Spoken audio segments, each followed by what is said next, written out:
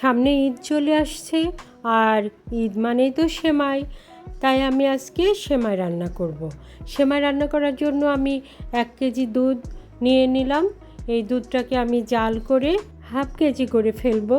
দুধটা যত গাঢ় হবে সেমাইয়ের স্বাদ কিন্তু তত ভালো হবে। এর মধ্যে ছোটো এলাচ, দারুচিনি, লবঙ্গ দিয়ে দিলাম, আর সেই সঙ্গে হাফ কাপ চিনি দিয়ে দিলাম।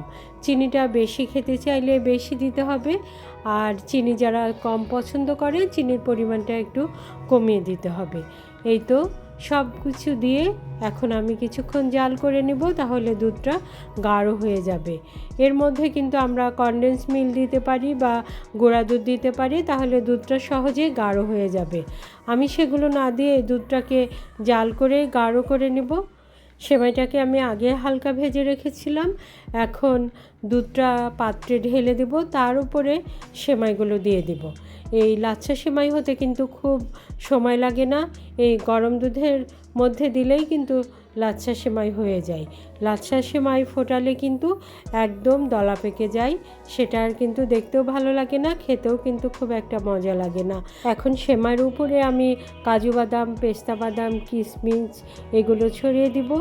এই গরম দুধের মধ্যে এগুলো সিদ্ধ হয়ে যাবে। এই তো আমার লাচ্ছা সেমাই রেডি।